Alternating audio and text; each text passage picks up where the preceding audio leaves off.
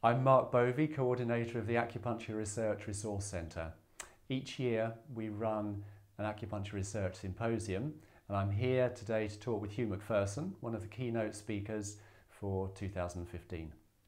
Hugh, could you tell me what you're going to be talking about at next year's symposium? Well, I'm going to talk about the acupuncture for neck pain trial that I've just finished. It's been funded by the Arthritis Research UK charity. Okay. And it's a big trial, 517 patients, and we randomise patients to either acupuncture or to Alexander technique or to usual care alone. Right. In fact, all patients get usual care, which is a background of medication and so forth, if they want it. So when we made the pitch for the trial, we said we really wanted to go for a 12-month trial. So we give a course of treatment, which is 12 acupuncture sessions or 20 Alexander sessions. Then we follow up beyond the end of treatment to 12 months.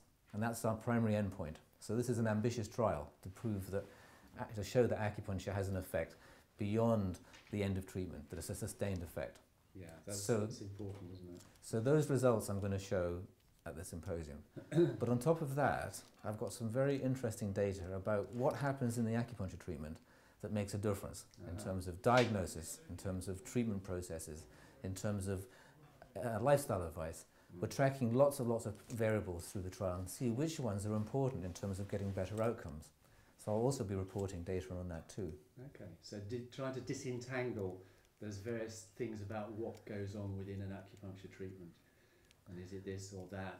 Or are they, in fact, all so interacting together that you can't disentangle them? Well, hopefully we'll find out from this.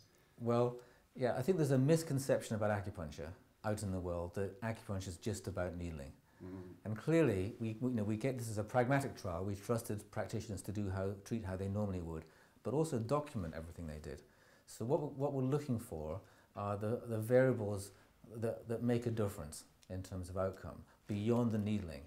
So we can conceive of acupuncture as a package, in other words, of a package of care that involves some needling that seems to engender shorter term or initial change. But how can that be bedded in? And that way we hope to show acupuncture is a more complex intervention. In theory, you can't disentangle these components because they will be interacting to some extent.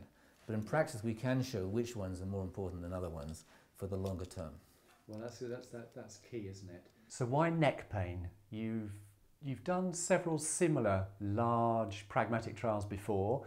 There was low back pain, irritable bowel syndrome, depression. So what led you to neck pain for this one?